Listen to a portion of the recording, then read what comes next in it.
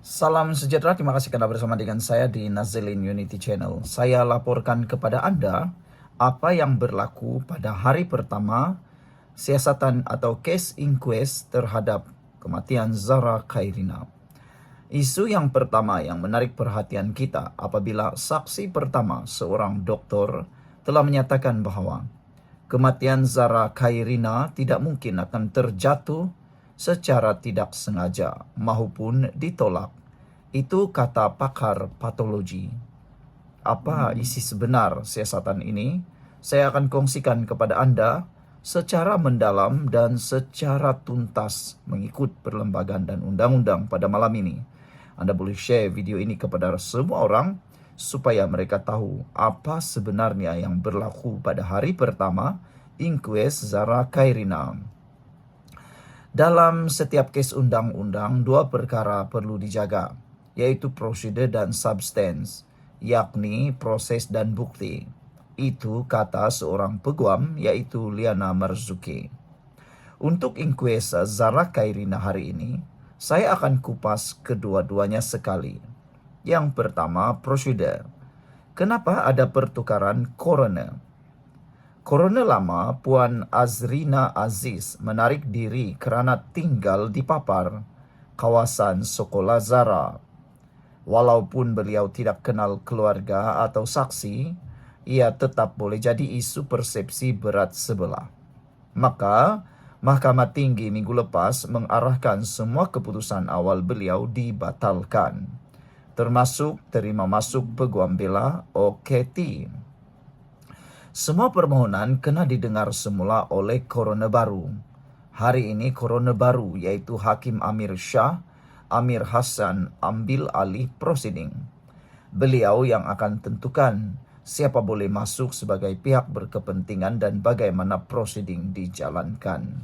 Sebelum kita teruskan ulasan dan juga penerangan yang hebat ini, jangan lupa tinggalkan komen Anda dengan tanda pagar kami sayang Zara.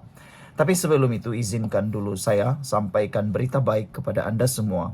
Ini terapi imun transfer factor folate, terapi imun yang meningkatkan daya imun badan kita sehingga 400%. Secara umum dan ringkasnya, apabila imun badan kita lemah, apabila imun badan kita bodoh, apabila imun badan kita tidak seimbang, kita tidak sembuh daripada penyakit, bahkan kita kena penyakit. Apabila imun badan kita tidak seimbang, imun badan juga akan menyerang diri kita sendiri. Itulah yang disebut autoimun. Tetapi terapi imun transfer factor for life ini berfungsi mengajar, mendidik dan menyeimbangkan imun badan kita supaya imun badan kita menjadi kuat semula, bijaksana semula dan dapat mengenal mana satu lawan, mana satu kawan dalam tubuh badan kita. Lalu, imun badan kita lah yang menghapuskan akar penyakit yang ada dalam tubuh badan kita dan menyembuhkan kita daripada penyakit tersebut. Cepat dapatkan produk yang hebat ini melalui nombor telefon saya yang tertera. Produk ini lulus KKM, diperakui oleh dokter-dokter di seluruh dunia, halal. Ini ialah penemuan paling bersejarah dalam dunia kedokteran pada abad ini. Kalau Anda sudah lama berdoa untuk masalah kesehatan Anda, mungkin ini jawaban kepada masalah kesehatan Anda selama ini yang Tuhan jawab. Saudara-saudara sekalian, kita teruskan. Siapa sebenarnya yang berkepentingan di dalam inquest ini? Hari pertama inquest, Hakim Coroner baru buat keputusan penting.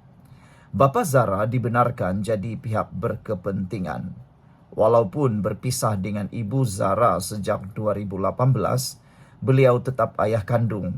Beliau nyatakan beliau hanya dapat tahu cerita anaknya melalui berita dan media sosial. Jadi beliau perlu masuk dalam prosiding inquest untuk tahu maklumat secara terus. Mahkamah membenarkan hak seorang bapa untuk dapat maklumat rasmi dan bertanya soalan di mahkamah. Kedua, peguam bela 5 remaja tertuduh buli juga dibenarkan.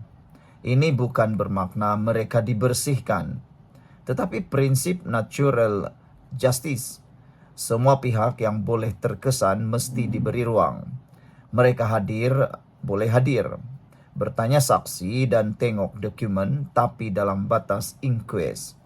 Kalaulah ada bukti atau saksi buli atau pembunuhan, peguam bela boleh tanya soalan. Itulah konsep natural justice. Setiap yang terkesan perlu diwakili. Tidak bolehlah dia terasing, tak tahu menahu apa yang terjadi. Sabah Law Society atau SLS juga turut dibenarkan sebab kes ini sudah jadi isu kepentingan awam. Ini Persatuan Peguam Sabah yang mahkamah terima sebagai pihak-pihak berkepentingan. Makanya mereka boleh pantau dan semak dan imbang TPR dan Peguam Bela OKT juga. AGC, pendakwa raya, memang automatik hadir untuk memimpin prosiding dan menjaga kepentingan awam. Keputusan memasukkan banyak pihak akan membuatkan inquest lebih telus, kita patut raikan. Dari segi prosedur, semua pihak berkepentingan telah diberi ruang. Peguam ibu dan peguam ayah, peguam bela OKT dan peguam Sabah Bar, coroner dan TPR. Ada lebih 20 orang peguam kesemuanya dalam proceeding inquest ini. Punya ramai yang akan mendengar dan memantau. Makanya, janganlah kita terlampau risau.